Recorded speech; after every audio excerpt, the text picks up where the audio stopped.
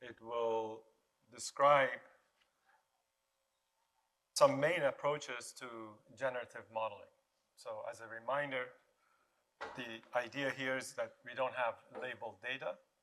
We just have data that's drawn from a sample. We don't know what classes the data correspond to, but nonetheless, we would like to, the objective is to be able to emulate the distribution from which that sample data that we are learning on. So we learn the underlying distribution so that we can draw new samples from that distribution. You have all seen examples of this. Probably all of the cases where you see simulated images, videos, and many other components use these ideas in the context of scientific, for example, in science and engineering. You've seen, some of you, in looking at the papers for your capstone, you have seen ideas along the lines of image-to-image translation, super resolution. So a lot of these approaches are motivated by underlying approaches in generative modeling. The idea is that if you have some set of, let's say, images at low resolution, and you are able to learn the underlying distribution that generated those images, perhaps you can draw samples from that underlying distribution at an arbitrary resolution. That's one such approach, but there are many. For example, there's work where they learn the underlying distribution from a sensor at a wavelength, and then they try to emulate or learn what that measurement would be at other wavelengths. So these are all the ideas that are being explored. And so what I'm going to talk about is really the most fundamental conceptual underlying ideas or approaches. And really, I want to hit on three topics. Variational and autoencoders, which has to do with essentially the same idea that we explored when we talked about Gaussian mixture models. Remember, we introduced the latent space. In that case, that latent space allowed us to be able to come up with contributions of each Gaussian to a cluster in data, multi-cluster data. It essentially allowed us to calculate responsibilities. In other words, how much of a particular Gaussian, one of the Gaussians in a mixture with the corresponding weight, contributes to a cluster. And we did that by introducing that latent variable we call Z. This variational autoencoder is really the same idea, except that it takes it to the next level. It generalizes the notion of that latent space. So the latent space that we've talked about so far has been discrete, sometimes just basically binary. When we looked at the idea of the fact that, for example, for k-means, right, the assignment was binary. Either it belongs to a cluster or it doesn't, and then we generalized that. But still, it was discrete and a finite set. Now, what we're going to see today is that we can generalize that to distributions that are continuous, such as a Gaussian. Then I'm going to talk about a different approach that formulates the problem completely differently. And the goal here is not to learn the underlying distribution through a latent space, a conditional likelihood, but rather directly try to sample the underlying distribution by setting up the problem as what's known as a zero-sum game. So it's a game theoretic formulation where you have two components, a generator and a discriminator, and I'll describe that. But the overall objective, again, is to learn the underlying distribution that generates the training data that we have. And the final topic that I'll describe is, I would say it's a more emerging approach. There's a lot of literature coming out. It's an active area, which is known as the diffusion-based generative models. And again, this is more of along the lines of learning the underlying distribution, but instead of trying to learn the distribution itself, it tries to learn the gradients of that distribution, gradients of that likelihood, with the added attribute, a desirable attribute, that we don't have to compute the normalization constant. that we have in a score. Those are the three ideas. Okay, so for each one of these, there are different references. I want to first start talking about variational autoencoders. And the original paper on that is the one that I've cited over here. But there's also a very nice tutorial that makes it more easy to read rather than the original paper. So if you want to work in that area, I suggest that you start with the second citation, and then you can go back to the original paper. But of course, there are many such tutorials and monographs on the topic. So let me just spend a few minutes to remind you of the distinction and what we have done so far. So in supervised learning, we had a data set of labels and annotated data. We have data that's generated. For each one of them, we know a label.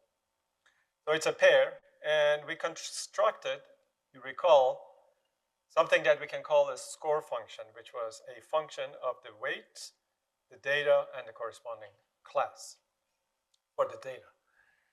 And typically, we had some exponentiation of this score function. And then depending on which one of the different areas, different approaches to different models we constructed, that function, score function, got more complex. So we started with linear regression, logistic regression. We saw that we had that formulation of log 1 plus exponent, you recall that. Support vector machine, which was generalizing logistic regression, and then finally deep nets that had a function, score function, that was fully nonlinear with arbitrary formulation. So I already alluded to this a bit. If we don't have labels, we still can explore a lot from the hidden structures in the data. And the ideas are, of course, what are the hidden structures? In the last lecture, we talked about structure in the form of dispersion. We talked about clusters, all of those types of things that we have in the sample data that we can learn from. And in the context of understanding directions of dispersion, spread in the data, we talked about using that idea to do dimensionality reduction, right? And the idea there was that if we know the main directions of dispersion, perhaps we can use maybe small number of vectors, eigenvectors, and corresponding eigenvalues to approximately represent a data set in a reduced order representation, and use essentially those expansion coefficients and the corresponding bases to reconstruct that data, or approximate but highly efficient representation of data. One thing I should remind you of, and I think this is one of the assignments, thought experiments, conceptual assignments that Enrico gave to you before he left, which was in principal component analysis. Remember, the objective was to do a decomposition where we have directions, the vectors along the lines of highest dispersion subsequently, such that it's essentially a linear partitioning, linear combination, so that the next vector that has the highest variance is perpendicular to the previous one, and then the third one perpendicular to the other two, and so forth and so on. And so essentially, this is a linear partitioning, okay? That's the model. And what we want to do today is actually make that more general and less restrictive to be able to capture a broader class of data. Okay, so we also talked about the fact that it is possible to use this framework to come up with labeled data, essentially, because if we can, for example, cluster the data and know what classes they belong to, and we can use that as essentially converting unlabeled data to labeled data for subsequent supervised learning. I've already talked about some of the most common usages of a generative model is synthesis of objects, images, text, language, and so forth, and just simulating an environment, because this allows us to be able to then understand how to make decisions. So if we can simulate an environment Meaning, for example, we generate what an output class of data looks like. Now we want to take actions. So we can do this repetitively and then decide to what actions to take based on the simulated data. What is the next move and how will that impact things? And that's an area that we're not talking about, but that's known as reinforcement learning. And so this becomes very important if you have real-time applications of AI and machine learning, because first we want to do some analysis and learn. We want to do predictions, but then we want to actuate. We want to make some decisions based on those predictions. And typically the way this is formulated is based on formulating a dynamic program in which each action, there are a set of possible actions, and each one of those has a cost associated with it, and then you try to optimize at each node, in each step in the process. Okay, let's look at more detail.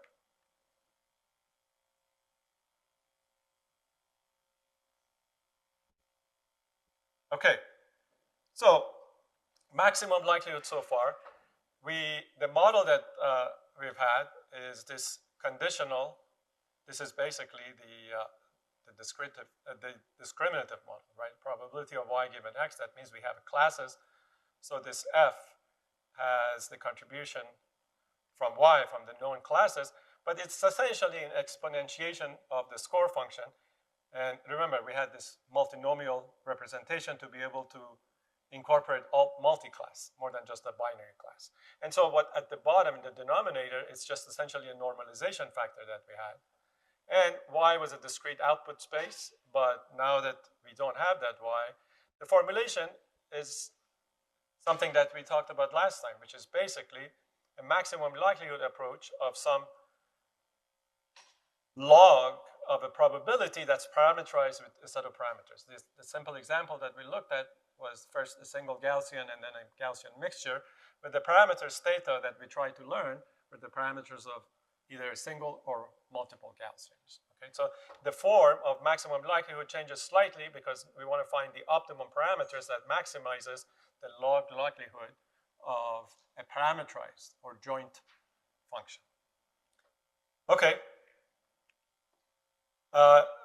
And just to remind you briefly, this is the form of likelihood when we have discriminative models. It's a conditional probability of a class given the data.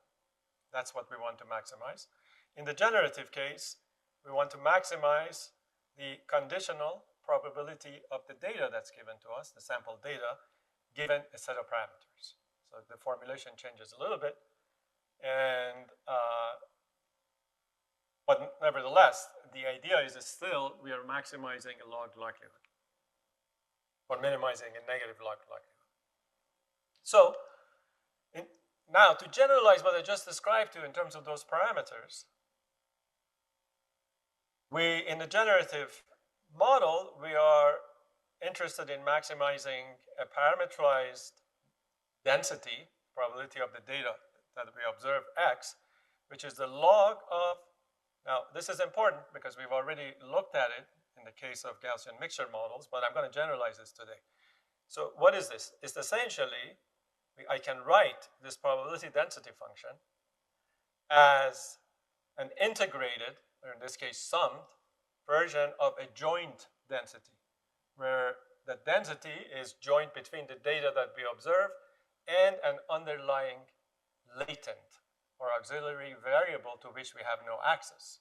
So the idea is that this is a higher dimension, a joint density. We can't see z, but if somehow, using this conditional representation, we can integrate that joint density, we will be able to say something, essentially implicitly learning that latent variable. That's the general idea. Okay, so z is latent variable. It's never observed. We had simpler variations, formulations of that. In the last lecture, we're going to look at more sophisticated representations. And I'll start by telling you what that means, but just to give you an intuition about what we mean by that latent space. So suppose the data that you're given as this representation. So I'm showing it in one dimension. Of course, you can generalize it to images or higher dimensions. Suppose this is the data. This is the data that you're given, and you are asked to model that data. What's the most intuitive, natural way for modeling this data?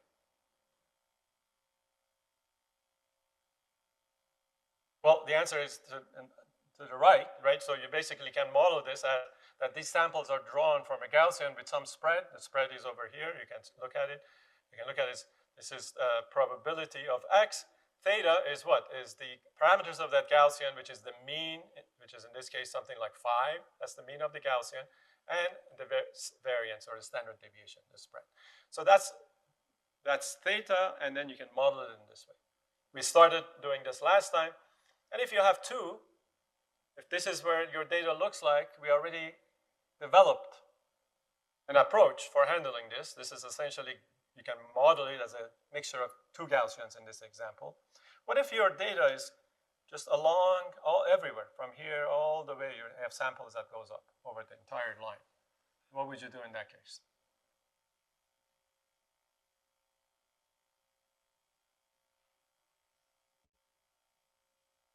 What's a reasonable approach? You look at your data, you plot it. It looks like it's essentially has this very long spread to the point where it's difficult for you to map it to a Gaussian because maybe you can compute the mean, but the spread, it's everywhere, right? So what do you do?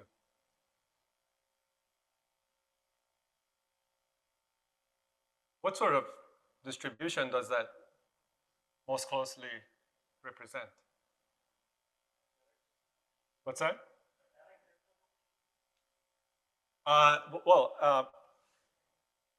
So this is the direction of the random variable, right? So I'm saying that my random variable, so this is the range from here to here. It can take on those values, right? And I'm saying that I observe, I draw samples, and it happens with more or less the same likelihood everywhere over the range in which I'm defining the values that my random variable can take on. What sort of distribution? Yes. Uniform distribution, exactly. So that's basically what that means. That means that you're drawing samples from a uniform distribution. And sure, you could say that, but then of course, that doesn't really allow you to extract a lot of useful information or patterns from that data. Now, just the fact that just because you're seeing the data giving you a uniform distribution, it doesn't really imply that there are no patterns in that data. Why not? Because we are only looking at the data from essentially a perspective that ignores potential latent dimensions or spaces in that higher dimensional space. So let's make that more concrete. Go ahead.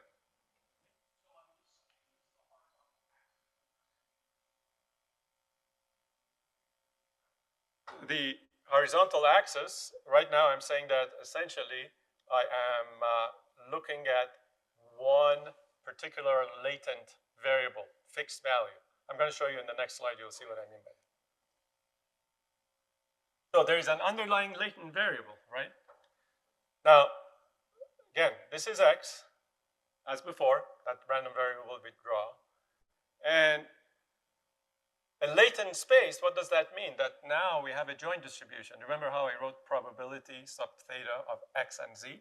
So if you have a joint distribution, it may be the case that if I only look at one fixed value, just like I did in the previous slide, hence your question, it looks like it's either Gaussian or a Gaussian mixture or uniform.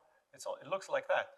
However, if I had access to a joint distribution of another variable, a latent variable, to which I have no access, that data may actually look like the following. So if I fix for one value of z, I still have a Gaussian with a mean and a spread, except that there's an underlying trend, okay?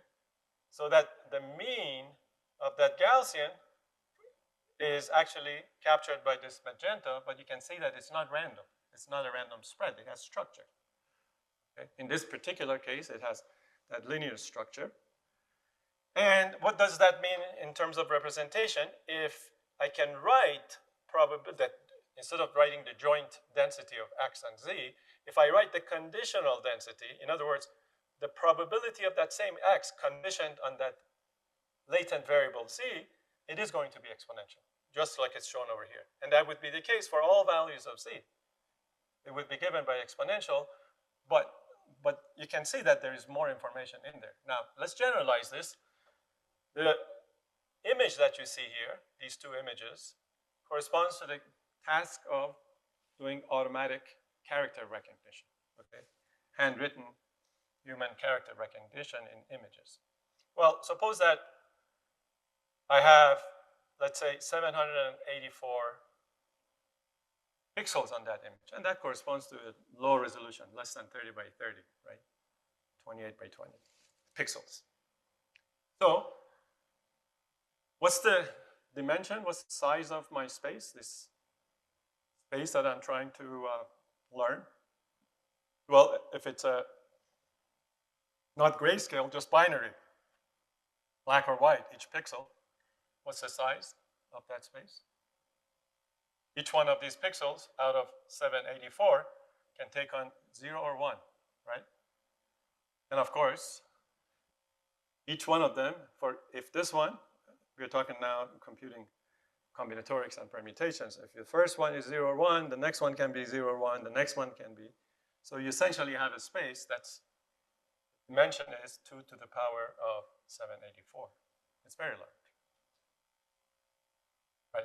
Large enough that we can't even keep track of, right? However, that would correspond to if you wanted to just say that, okay, in that space, data could reside arbitrarily anywhere. That would never correspond to something that we recognize as a pattern, that it's a number 7, right? There's a difference between a random placement of those zeros and ones in the pixels and something that has a pattern recognizable. What's the difference? The difference is that there's some continuity, right? There's some connection, correlation, continuity with adjacent pixels, and at some point it just comes down and there's continuity. It's not random, there's a pattern there. What's the implication? The implication is that the set of all sevens, handwritten sevens we could conceive of in an image, resides in a much lower dimensional space than 2 to the power of 784. It's a very small subset of it, okay? And the idea behind generative models for AI, in particular I'm talking about variational autoencoder, is to try to learn that hidden, that auxiliary, that latent space Z, so that we can figure out where that lower dimensional information resides. This is what is referred to as the manifold hypothesis, meaning that X is a high dimensional vector, like I mentioned over here. Data is, X is a vector of this many pixels, but of course it can take on values in this case, even the simple case of binary. But data is concentrated around a low dimensional manifold. And so how do we learn that? So that's really the objective. Okay. Before we even think about how we might learn that, in this case, this is a linear manifold, right? But suppose that it's actually itself is Gaussian. It has a spread that looks like a Gaussian.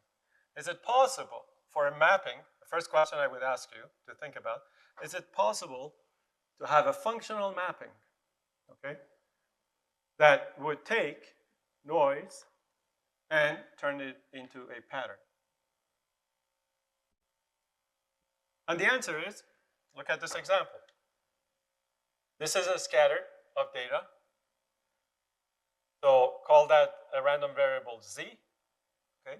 Now a transformation of this, so basically you map from here to this side, it's just a map, a function. The same way that we've been learning using deep nets to learn that function. Call that the result of that map, X, and for a particular form of that map, if G of Z has this analytical form, noise will turn into a ring. So there's structure, there's pattern.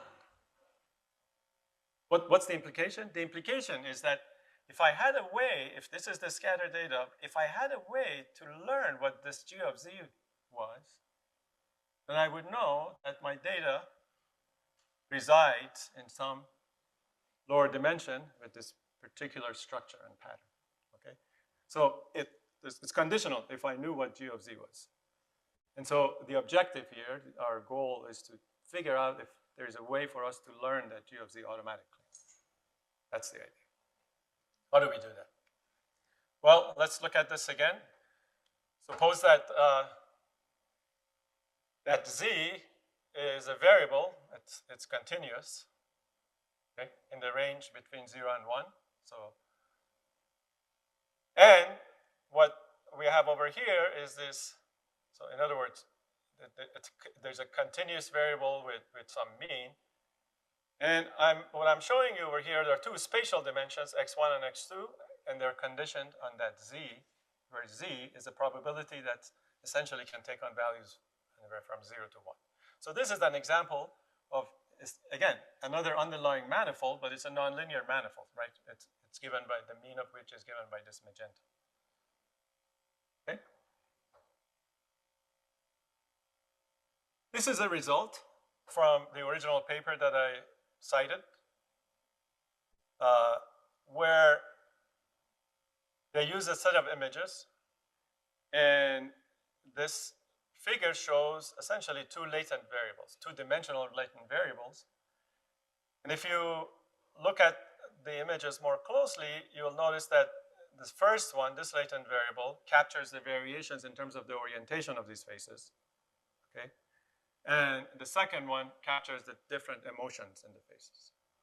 Now, the important thing to point out is that this is not the way they ordered it. By proposing, conceiving of an autoencoding variational formulation, they were able to capture these patterns, find these latent variables based on a whole set of images that they used as data. Same thing for these handwritten examples. So here you have different direction, one latent variable that shows you the different numbers, handwritten numbers, and this one shows different styles of that numbers. Okay, so how can we accomplish this? So first of all, in other words, how can we, remember the example I showed you where we had a mapping from a Gaussian, this is a Gaussian, right, to a ring. So how can we find a mapping from a Gaussian to a pattern that resides in a lower dimensional space? So in other words, to just formulate what we're talking about is that how can we, what's the question is, how can we find the conditional probability of x given z? Okay. Given z, we can generate, compute, or sample data x. If we have z, we just use that to sample data x. So the idea is z from a simple Gaussian can allow us to draw samples from and then transform it via a deep net. And that is the building block for what's known as a decoder. So let me explain this a little bit in more detail. If I knew what z was, this is, remember, that's what I've been talking about. If we knew what that underlying latent variable was, then this could be a number or it could be a vector, and this could have as many layers as we want. Then from that z, because I have this conditional density that I can learn and optimize with respect to parameters theta, I would be able to learn the mapping between that z and x in a similar way that's shown in this picture or the examples that I showed you. Learn the underlying mapping, that function, using a deep net in this example. And then that would allow me to draw samples from that conditional density that I have learned, okay? But the question then becomes, how do we optimize for theta? How do we optimize for theta to be able to learn that function? The function, how do we know which z maps to which x? That's the question. Well, let me formulate it in the notation that we have. We want to maximize probability of x with respect to theta given a data set. We have a data set, sample images, sample text, time series. And so this piece of theta of x, essentially you can think of it as a parameterized version of x. And the optimal parameters we want to solve for to do that function approximation I just described to you is to maximize with respect to this parameters theta, these probabilities of theta of x, and the probability, the parameterized density of the data x, I can expand it in terms of a total probability to be the conditional density of x on z times probability of z integrated with respect to z. Okay, that's just the total probability. Now, you may say that, okay, well, I can approximate. Remember, this is not simple to numerically obtain. It's an integral. What I want to do is I want to be able to compute it. In order to be able to compute it, this probability of x given z, that means what? For all values that z can take on, I want to draw a sample and then compute it and multiply it by that, right? And the space of latent variables can be very large. So you may want to approximate it in this fashion with some numerical sampling. But it turns out that that's not going to be sufficient to cover all the different ranges that you need to approximate this integral well. So it's intractable computationally. So the idea instead is to attempt to sample values of z, only a subset of z, that are likely to have produced x, and then compute p theta of x just from that subset of values of the latent space z. Okay, so how do we do that? Well, the idea is to essentially turn this into a process in such a way that the decoding that we talked about is done in an automatic fashion, and that's what's referred to as an autoencoder. In other words, remember, what I said so far is this right side, right? This is the conditional density of data based on z. If I have the latent variables, I will draw samples x. But what about z? Maybe I can learn z from the parameterization of z given x. In other words, I draw samples from x is what I have. That's my training data. I have a set of images, okay? For each one of those x's, I can draw a corresponding latent variable. Okay, that's the encoding part. And now that I have z, I can draw samples from z to essentially get the same data, samples drawn from that same distribution x. Okay, so let's expand this and see how we can compute it.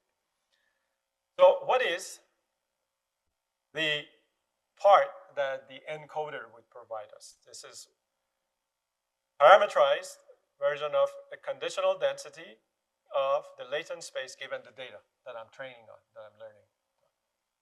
Well, if I just expand it using Bayes' theorem, this time I do have the denominator, okay, for now at least. So it's a product of, so posterior, prior, and x, normalized by x. The numerator, let's keep that the same, and this is exactly what I showed you in the handwritten notes in the previous slide. You can expand this in the following way, this normalization factor, which I told you is hard to compute, okay?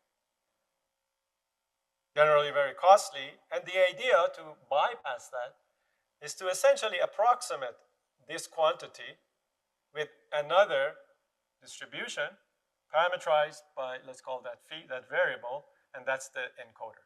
So in other words, instead of just numerically obtaining this constant, this numerically, which is intractable, try to also learn that in a similar way, learn that mapping using a deep net. Okay, and so what will that give us? Now I'm showing you the encoder part. So the encoder Q, which is parameterized by phi of the density of the latent variable z given a set of training data, samples x. And we can draw, for example, we can model this conditional density to be distributed according to a Gaussian distribution. It's a function of z, and it's parameterized with mu and sigma.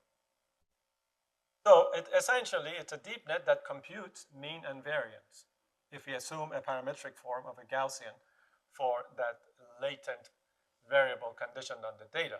So this could be a whole range of data, images. It could be millions of images, x1, x2, and so forth.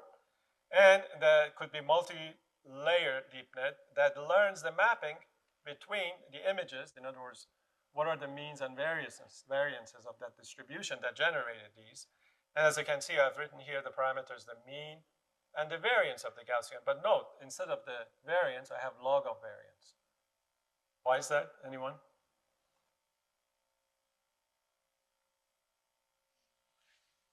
Why do I not just have the variance here?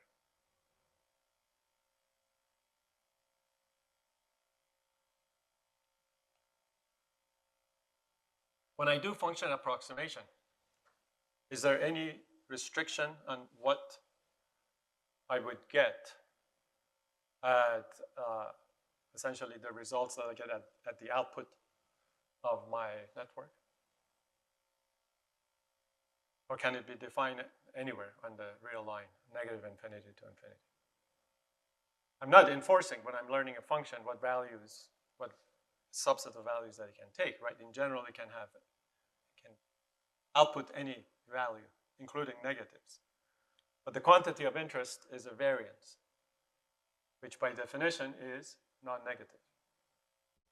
So one way that I can guarantee that what I get is meaningful at the output of my network is instead of outputting the variance itself, output the log of that variance to guarantee that essentially my variance is a non-negative number. Okay. So the output, the network can produce any value from negative infinity to infinity, and that's okay for mu. And that's also okay for log of variance, because that will still guarantee that the variance will be non-negative. Okay? And that's what will produce that latent variable that I'm learning. Okay? And then this latent variable at the output of an encoder as learned by optimizing for parameters phi of this conditional density is utilized in another network, layered network, to essentially sample from this latent space and then generate simulated data, okay? From ideally the same distribution. So in other words, we want these parameterizations to be equal. So learning parameters, theta and phi, is going to be obtained using what we already see in the context of a multi-layer perceptron, the backward pass, which is backpropagation, compute the derivatives, right, the gradients, and solve for them sequentially. There is one additional step we don't need to worry about, but here we're talking about these parameters, and so connecting these two in terms of backpropagation requires yet another parameterization, which is something that's done here. But I won't dwell on that because what's important for us is to understand the conceptual underpinnings. And if you want to use this for a particular task, you can go and look at some details that you need to pay attention to in terms of using it correctly and implementing it.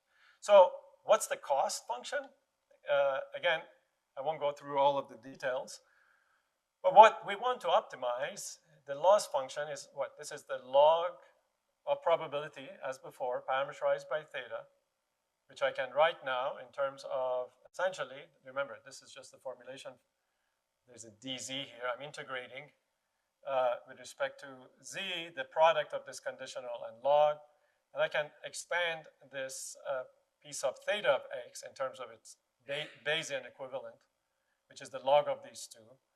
Then it's the, essentially, I'm going to keep the numerator the same, keep the denominator the same, but I'm going to also write terms that cancel, but they're in terms of the density of the encoder parameterized by phi.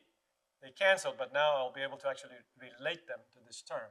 That's the only reason for this expansion. So this is a log of a product, which becomes sum of two terms.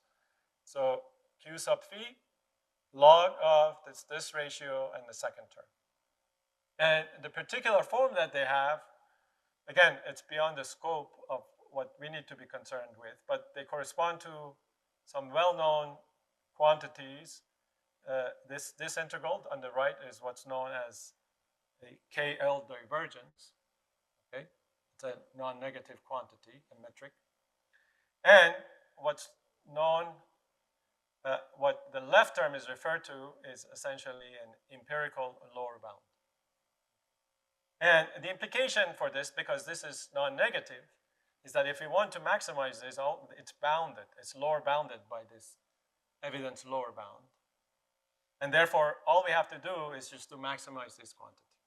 Okay, so that's how the cost works for us. Okay, and so there is an approximate inference for this lower bound.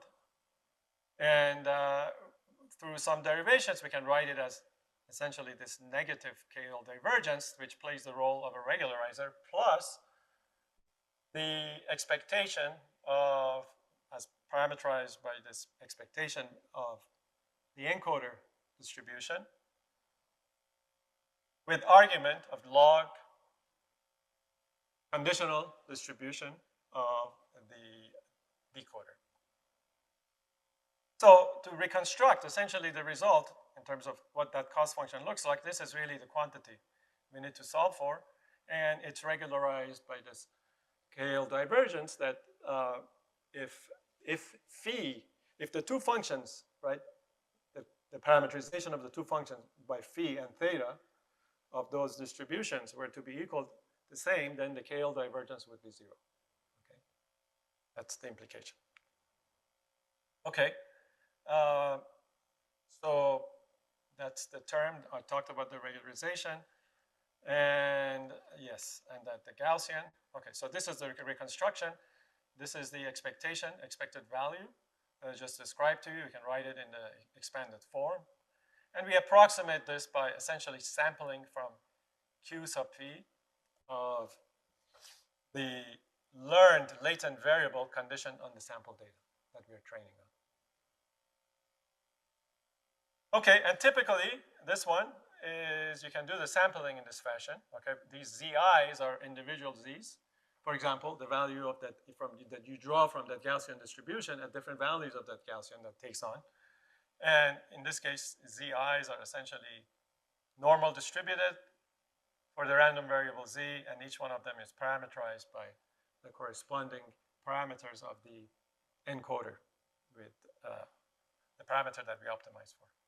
Okay, so this is the overall cost, and intuitively what we're talking about is that this is our sample data. We have a whole range of images, for example, with different handwriting we want to learn on. And we're going to learn this z implicitly, the latent space, by essentially doing the sampling and computing this quantity in this fashion. And typically, you don't need many values of the different z's. It's actually, there are results that show that with very small values, you can still do the learning very effectively. This is the overall architecture, okay, of a variation on autoencoder.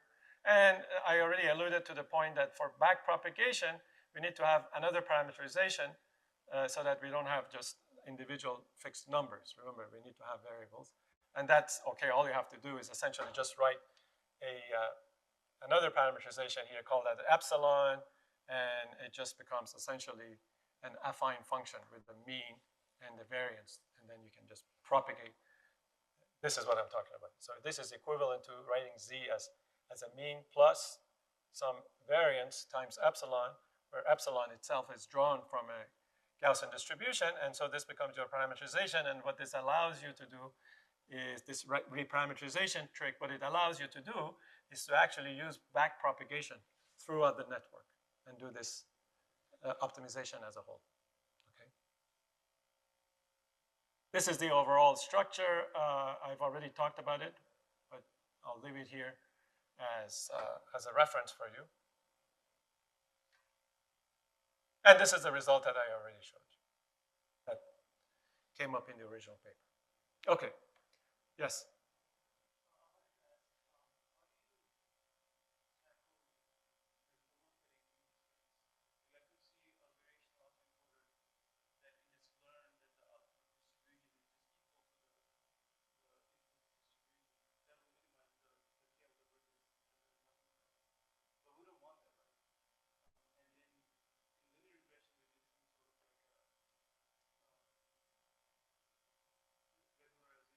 Yeah.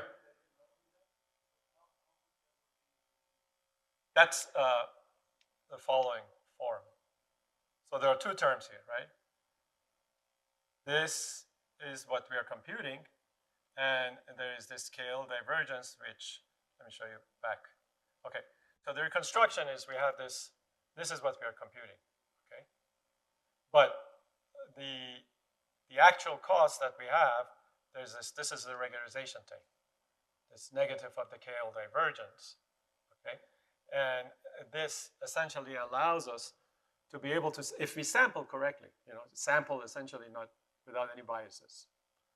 That implies that you have the ability to make sure that you don't have degeneracy, that you don't have the overfitting that you're referring to. Yes?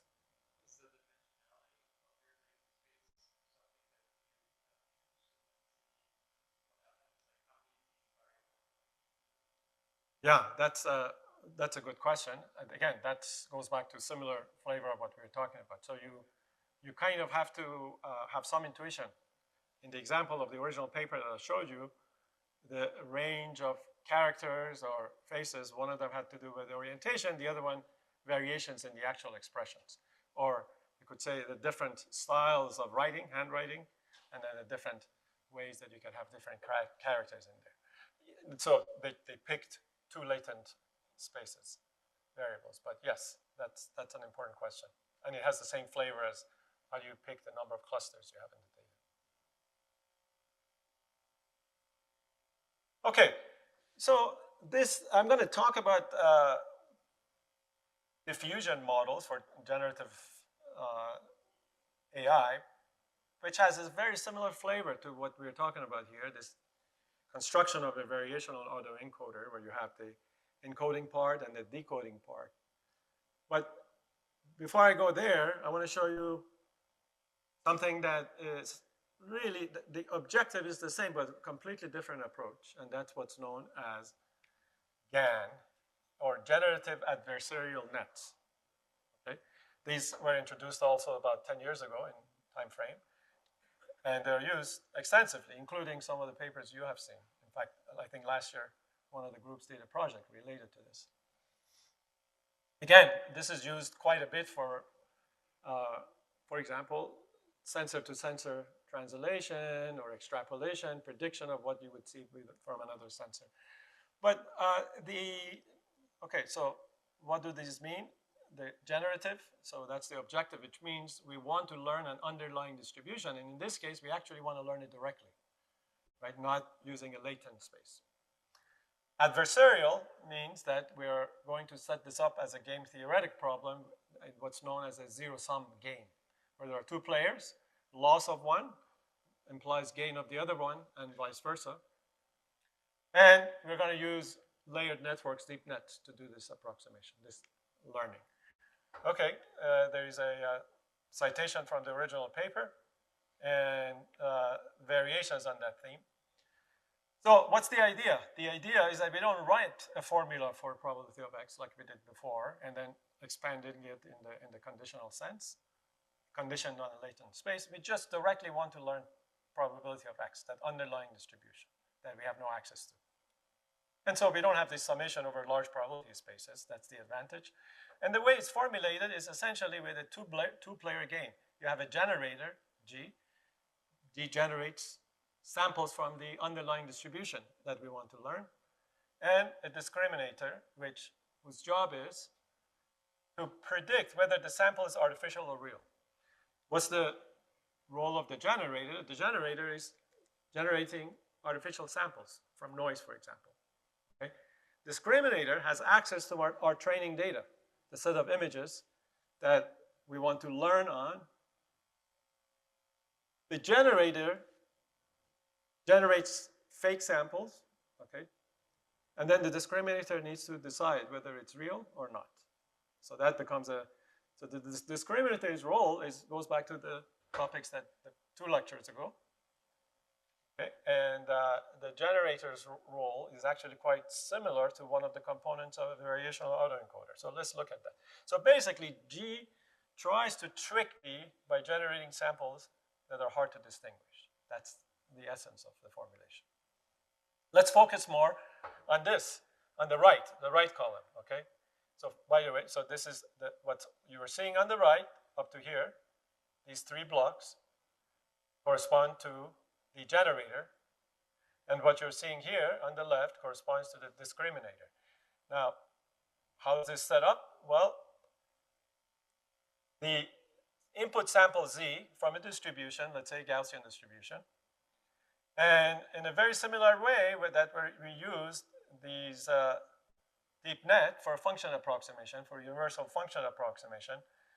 So it's essentially a differentiable function, G, and you generate artificial samples, G. And then at this point, discriminator has access to X, training data, okay? Not labeled, but just X training data.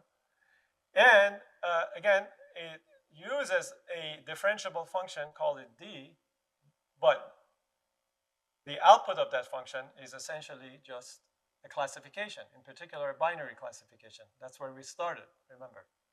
The binary classification. So D tries to predict 1, which means that to predict that the samples are real and not generated. And D tries to predict 0 if the samples come from this simulation, okay, as opposed to the sample data. And of course, this is a zero-sum game, and the convergence happens when would the convergence happen? Intuitively?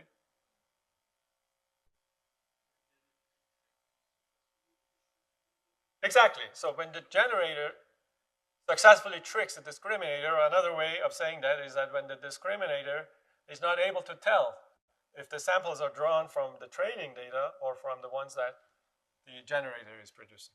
At that point, the iteration stops.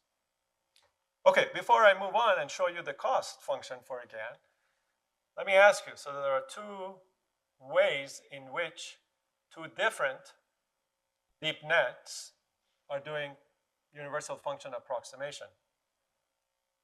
The first one looks like a binary classification. So this is essentially X's come in, and we have to decide which class they belong to.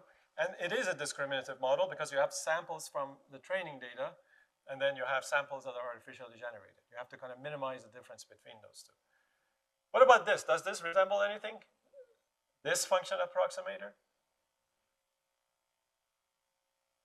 What does it resemble?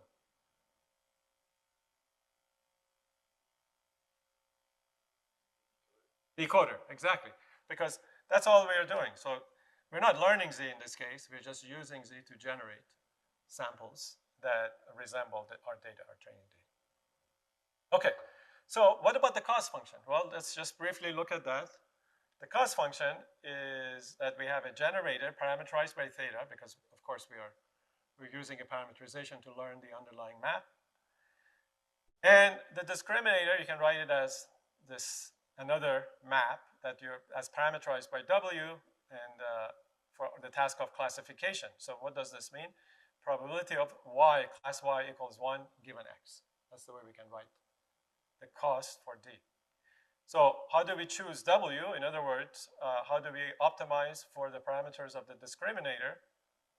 Well, we want to minimize negative log likelihood, which is similar to when we did essentially classification. So minimize with respect to parameters of the discriminator W, the negative of this sum over data points of log of D, but there's another cost, right? Because discriminator is not operating independently. It's operating based on the effective generator. Remember, this is a zero-sum game, right? So therefore, there's another term in the cost, and that term corresponds to, again, negative log of essentially 1 minus probability of the discriminator, where the parameter X is essentially given by this the map for the encoder G sub theta of Z. Okay, so this is the overall cost for the way we optimize the discriminator or determine the weight W, how we optimize with respect to the weights W of the discriminator. What about the generator? Well, it kind of gives it away because all it does, it tries, because this is a zero-sum game, everything here in this expression is the cost of the discriminator. So discriminator tries to minimize it, the generator tries to maximize it. So with respect to parameters theta. Okay, so this becomes essentially the max-min problem in terms of setting up the optimization and solving for it. Okay, so that's the conceptual idea behind the GAN. And so the overall cost corresponds to the case where you're optimizing with respect to two parameters, the parameter of the generator, the parameters of the discriminator, the following cost. Okay? And then how do you solve the optimization problem? Well, in practice, you may do something different, but if you wanted to just set it up according to what we've learned so far, you can repeat until stopping criteria, a two-step process where you compute the gradient with respect to W, you compute the gradient step with respect to theta, and you make the comparison until the convergence is achieved. In practice, even though this is the correct form of the cost, you actually do something slightly different. You use heuristics to make the optimization more stable. Part of the reason for that is that if you want to know why you need to do something like that,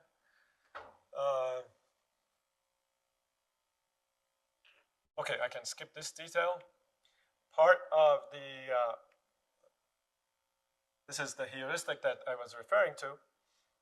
If you look at the cost, if G is very bad, if the generator is not doing a good job, and D is very good, what happens? The impact is that there's almost no gradient. If there's no gradient, then you're not going to solve that alternating minimization problem if you cannot compute the gradients that I talked about. So for that reason, there's a heuristic variation on the correct cost that essentially shows you in these figures that, that we can use to essentially stabilize the search, the optimization. Okay, but these are standard things that you can look up. Anytime you look at the implementation in a package, these heuristics are already included in there for you to be able to implement. And I should also mention, before I move on to the last topic, that there are variations on this, lots of developments in order to come up with better formulations of this problem and with higher accuracy and stability.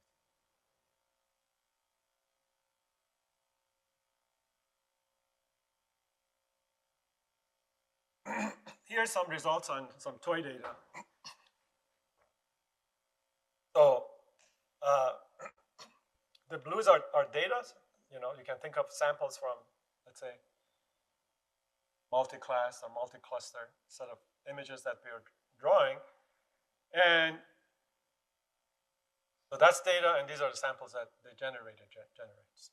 So the generator does this. The discriminator essentially realizes that no, that's not real. It's simulated, but then that because of the cost, that helps the generator to generate better samples. And after 2,000 iterations, this is what you get: consistency between training data, which are blue, and synthetic data that are green, that the generator is producing.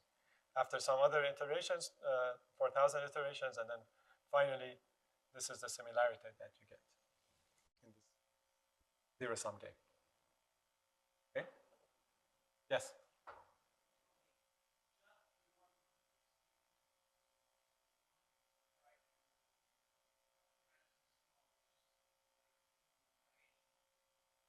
Exactly, yes. So the question, or not the question, just the clarification, was that in this case, when we talk about GANs, we directly try to learn the distribution as opposed to computing these integrals, conditional densities that are conditioned on some latent space. We directly try to sample. And what that really means is that now we have bypassed the need to compute that normalization in the denominator in this case. And the success of it really has to do a lot with how you make the optimization to be as good as possible between these two. And what does that imply computationally in terms of iterations? But you can see in this, for this toy example, this is not bad. What this really implies is that if your blue dots correspond to some images, okay, let's say some facial images, now at the output of your GAN, you're able to generate new images, none of which directly comes from those samples, but bears resemblance in distribution, in a distributional sense, to the set of images of faces. So this is what people, you see this a lot, right? Is it fake? Is it real? Some images of people or videos of people generated. This is an example of how that's accomplished. Yeah, modeling of images. I actually told you about it. Some of these images are, so these are generated. Okay, there's training data, and then the final one is generated data from the set of those training images.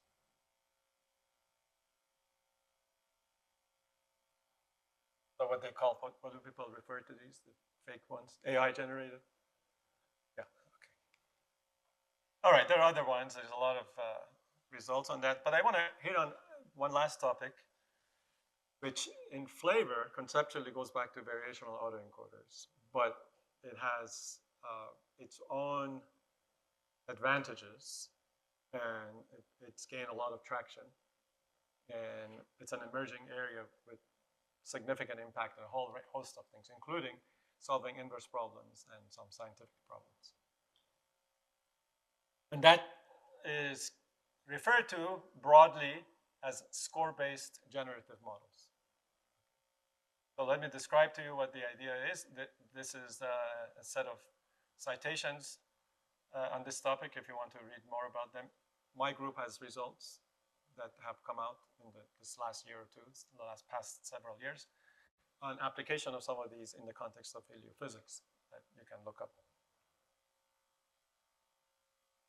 Okay, so what's the idea? The idea is that we have, as before, a likelihood-based model. So remember, the data set, this is sample data that we want to learn on to be able to generate new samples. And this comes from underlying distribution, P of x. Each one of is xi. We have modeled this likelihood function. So far, I'm writing exactly the same thing, but I'm just writing it in a more compact form. It's a parameterized version of that distribution, which basically, there's a score function, which is, let's call that f parameterized by theta over the space of training data. It's an exponentiation of that score function. And there's a normalization that sometimes in physics literature is referred to as a partition function. Okay? And this score-based function essentially is a mapping from RD to the real line, right? In other words, takes this d-dimensional vector space, and if you have, that's the dimension of your data, and generates a score for each one of those. The score is, remember, for example, the cost or the loss, empirical loss we talked about. And this normalization constant guarantees, this capital Z of theta guarantees that we are going to have a proper density, proper probability density, okay, so that it integrates to 1. And then we have this maximum likelihood. The way it's set up is we're maximizing with respect to the parameters of theta over all the n data records that we have, n images, for example, log of probability sub theta of x. So this log likelihood is what we are trying to maximize. So we already have seen some of the challenges. Intractable normalizing constant computation that we had in variational autoencoder, and we came up, we addressed that, or we tried to bypass that by this trick of reparameterization with the encoder optimized the function that generates the latent space variables by phi, right? And we optimized for that. And so that's how we bypass the need for this intractable normalization constant, how we need to sample that and approximate it well, essentially by reparameterization. And that implies that there are other techniques that guarantee that this normalization indirectly will produce a proper probability density function by putting restrictions on the function approximation architecture, the way you design your deep nets. Okay, and that's a different class that I'm not talking about, but that puts essentially a restriction. But the idea behind diffusion models is that it doesn't have any of those restrictions. And the way it accomplishes that is by the following. So this is an important conceptual slide. So the question is, what do we do? So the idea is use score-based models of not the distribution itself, but the gradient of the log of probability density function. So why would you want to do that? So remember, in the previous slide, I was just talking about log, parameterized log of P of x, P sub theta of x, but now I'm saying that these diffusion models use scores that have the product of the gradient times log. And then it learns, I'll show you in the next line why there's an advantage here. It learns some function, some score function S sub theta of x, which approximately is equal to the gradient of x times log of probability. So how does this bypass this normalization issue? So what we are computing is what? S sub theta of x, which is this negative gradient, because instead of log, we have gradient of the score function. So negative gradient times the score function minus gradient times log of z. This is the writing the log for this expression, right? For the ratio of these two. Okay, so it separates those two. But look what happens when I have the gradient in front of it. Well, I have the gradient of these two terms, but I am optimizing with respect to theta. Okay, but the gradient, this gradient is with respect to, is a function of x and not theta, so this term essentially drops. Okay, so we end up with a case where we don't need to worry about that normalization constant. We only have the term corresponding to the numerator, that exponentiation of the score function. Okay, so the log gets rid of the exponentiation, and we have the gradient, and the gradient gets rid of the having to worry about the normalization constant. Okay, so the next question is, how do we compute this score function S sub theta of x? And the idea is, again, a minimization with respect to parameter theta of actual probability. So, and the way we learn that probability, what we're minimizing theta so that the expected value of that probability distribution, probability of x, is the expectation of the difference between the score function that we want to learn and the gradient times log of probability of x is minimized in a probability sense. Okay? And then we estimate the parameters directly on the data set using, for example, stochastic gradient descent to compute this optimization problem, where this is our loss. Now, suppose I've done that. In other words, now assume that I can do this. I'll show you how what needs to happen in order for me to come up with a good solution to this minimization problem. But once I do that, what comes out of it is this approximated score function, S sub theta of x. Okay? If I can solve this problem well with my sample data, I can come up with a good score function. Now that I have a score function, how do I generate new images or new data from that? I have to sample that distribution somehow, right? I have learned the distribution, but I have to sample it. And one way to sample this is what's known as Langevin dynamics. That's an idea that goes back to physics, thermodynamics. And what that means is that now I know that I've solved this problem, so my learned score function approximates the distribution. This is trained.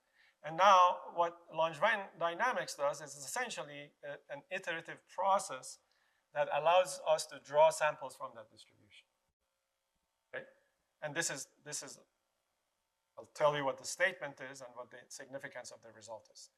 In an iterative fashion, essentially iteration by iteration, upon some initialization, the initialization of that distribution by some arbitrary probability distribution, let's call that pi of x at the initial state, and by having, so this is what I want to essentially draw samples from this x, probability of x, okay?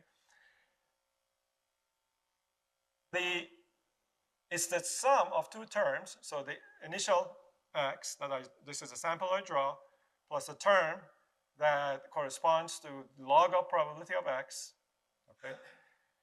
And this is essentially what I have learned, approximated based on my score function, S sub theta. Plus another term that captures some notion of noise or disturbances, perturbation in my iterations, or some stochastic noise, essentially you can think of it. And the result that's important is that when epsilon goes to 0, this epsilon goes to 0 asymptotically, and k, the number of iterations, goes to infinity, in Langevin dynamics, you can have guaranteed result that x sub k is drawn from that distribution probability of x.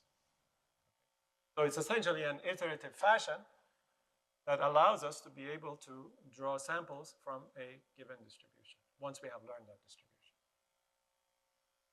But there is one other issue that we need to address, and that issue has to do with the effect of this computing the gradient. We already talked about the problem of diminishing gradients. When the gradients get small, when we have multiple layers and you pass in these gradients, right? So that's illustrated here. Okay, suppose we have these samples that are clustered around some set of images. This is our data that we are trying to learn, and then another set of images with different distribution, underlying distribution. This is data sample, let's say n of them. They are IID, and they are drawn from an underlying distribution that we are trying to approximate probability of x. Okay. Score matching is essentially this expression that I'm talking about. Score matching. Okay, you use that sample data, you minimize that in terms of probability, you minimize the expected value of error, the difference between the learned score and the data that you have in your samples. And that score matching essentially implies that these are, you can think of these arrows as the magnitude of error, that discrepancy in our loss. And you can see in areas in that distribution where we have data, the errors are small, okay, where we have sample. But it doesn't mean that just because we have some sample data, that sample data corresponds to a uniform sampling of the underlying distribution. We're not guaranteed to have that. It's just whatever data somebody gives you, right? And so the idea behind this, these are the scores, as I showed you. We approximate this score function. And if we have a good approximation here, the next step is now I've essentially learned this gradient times log of px, and then I use any kind of sampling strategy, such as Langevin dynamics, to generate new samples, these images. So that's the overall end-to-end idea behind these generative models for generating new data based on an underlying distribution. But you can imagine that there is a problem here, right?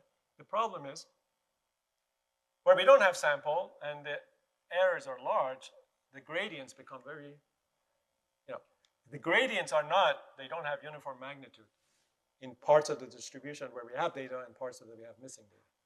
And so the way that is addressed is that essentially the implication is that we have less accurate score estimation for less densely populated areas.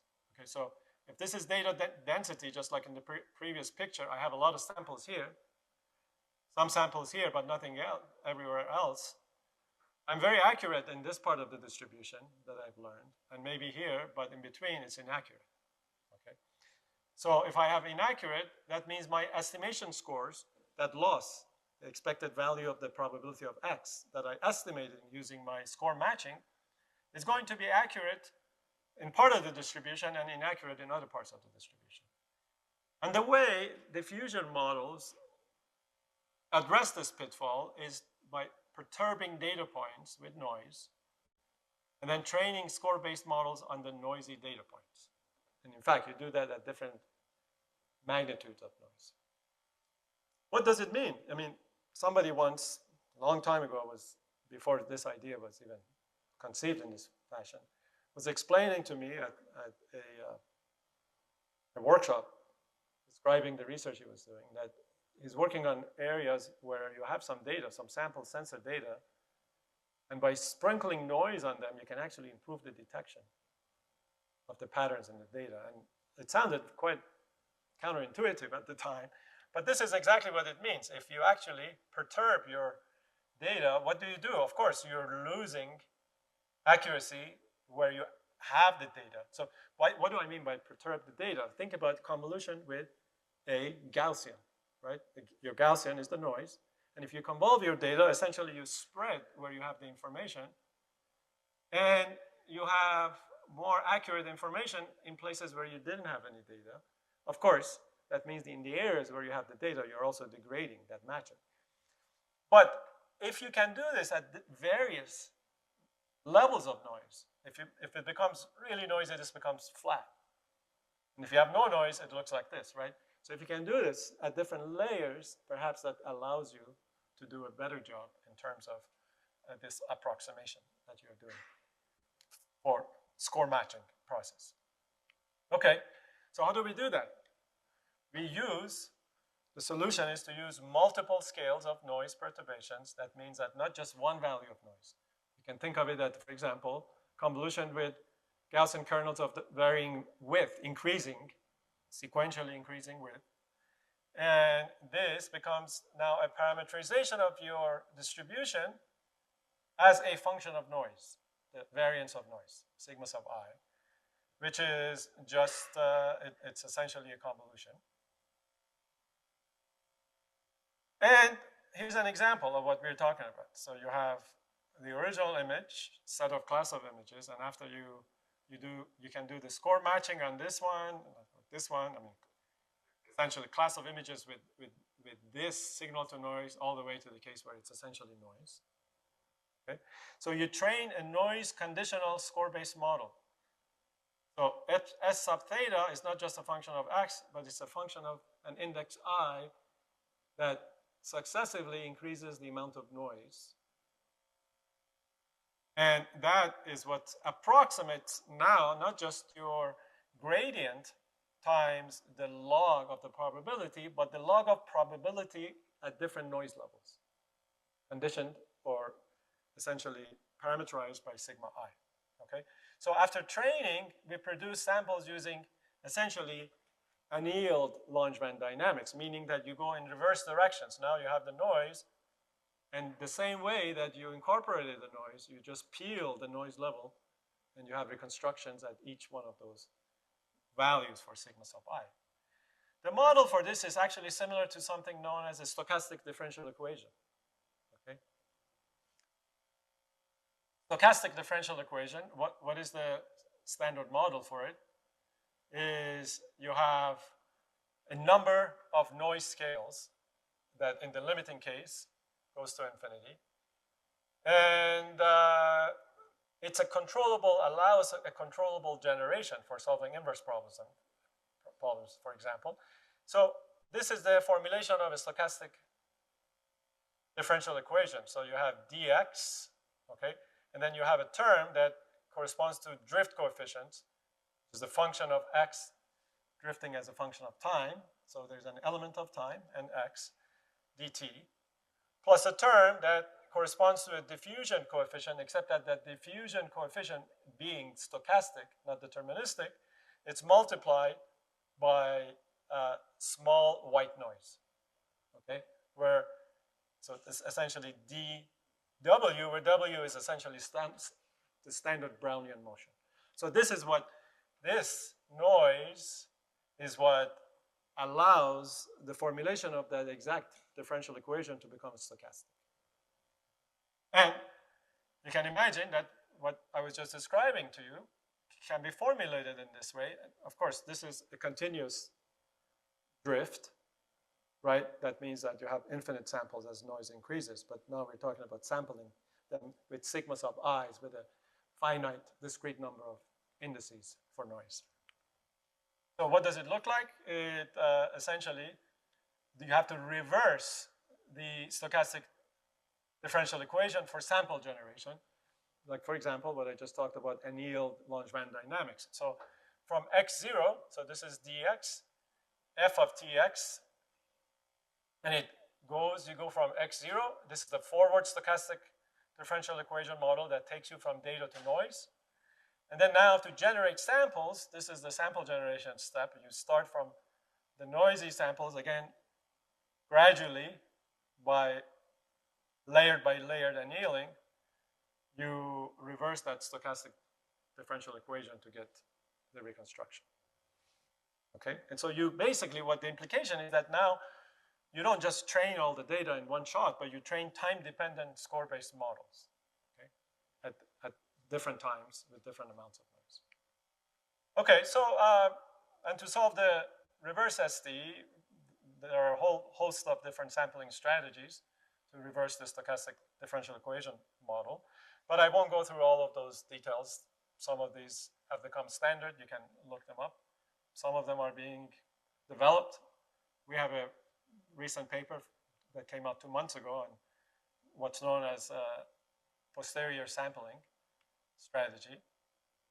But, and there are other ones, that denoising diffusion probabilistic models, or score matching with Langevin dynamics.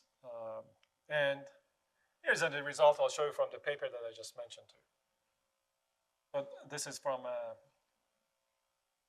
you can look up the paper if you want, but the idea is to essentially using this stochastic differential equation model for solving an inverse problem. The inverse problem has to do with essentially observations where you have overlapping spectral information in your spectral imaging data, and how you disentangle all of that information.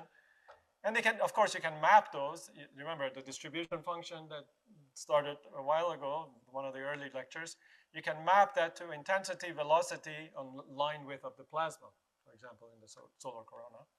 And the way you would do that for each one of those parameters, essentially this is the forward going from data to noise for the stochastic differential equation model. And then the reverse is essentially something that brings it back to the data. And let me see. And you can show, in fact, if you look at the details of the paper, that you can get results that outperform any of the other formulations of the generative models for inverse problems. Okay, let me see. There's a likelihood computation.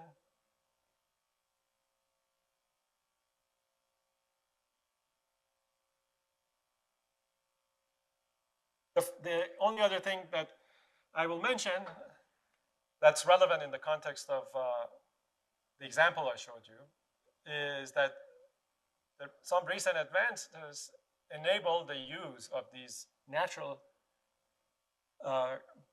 stochastic differential equation models for solving inverse problems. So we already, remember, we started talking about inverse problems. That was the first lecture in the series. But now this gives you a formulation to be able to solve those inverse problems quite accurately. Okay, let me stop here. We are out of time, and see if there are any questions I can take.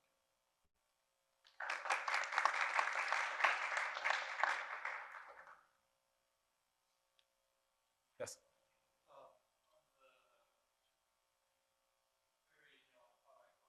Mm-hmm.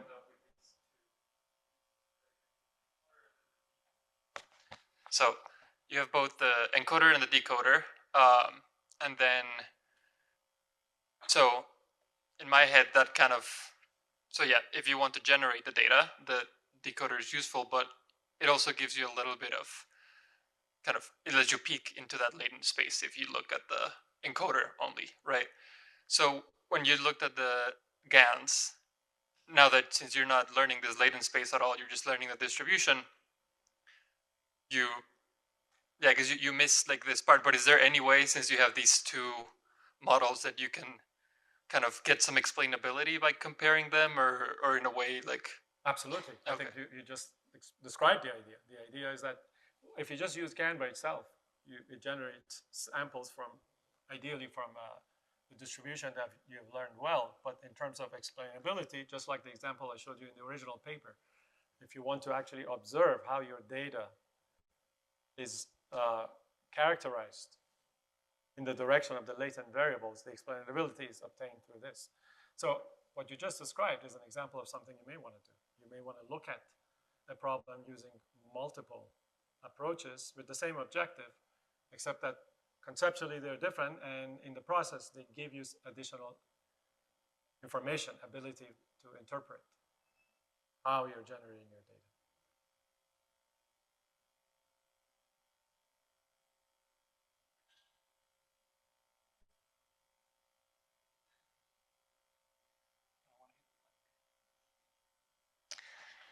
So in general, what is the consequence of choosing the wrong distribution for your data? Like, for example, choosing a Gaussian as like more heavy-tailed. And like, what is the best way to check whether you choose the right distribution or not? Yeah, so there are two different scenarios, right? What we talked about last time, for example, in the context of Gaussian mixture models, you are assuming a parametric form. And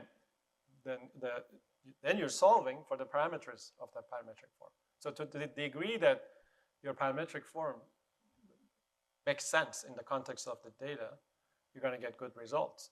But I showed you an example. If you have let's say you have two clusters and you try to fit it to only one Gaussian, that is a problem, right, in terms of, so you have to have some either a priori notion of what parametric form makes sense, or have some sort of a discrepancy measure for your model mismatch, so that you can see that if you have chosen the inappropriate, not the proper model, then your performance gets worse. So that's one way. But in the context of these generative models, variational autoencoders that I'm talking about, or GANs, you're not, it doesn't have to be a particular underlying distribution.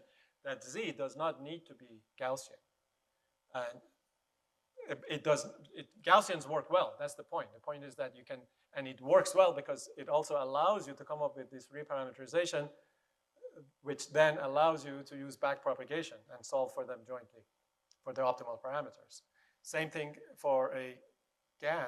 If your generator, you don't need to draw from noise. If you already have a priori some notion of what the samples look like, you can actually speed up your initialization from the distribution that you draw from.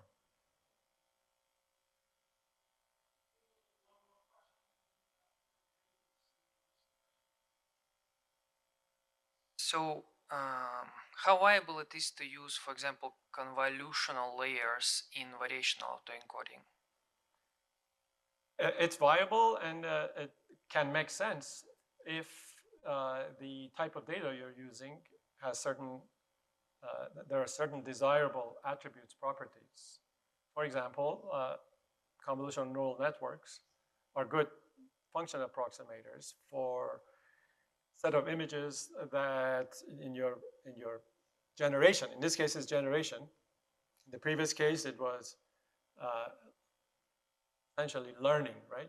But in the generation, as long as you are interested in making sure that you have the desirable property of translation invariance, okay, or scale, so the linearity and translation invariance, then it makes sense to allow the feature extraction between layers be decided by a convolutional operator. So it really depends on the type of data that you have. But that's an area in which there's a lot of work. In fact, most of the work that comes out is people come up with a particular type of architecture for a class of problems that shows to improve the results. There's a lot of a combination of empirical as well as analytical work in designing the appropriate architecture for a given task.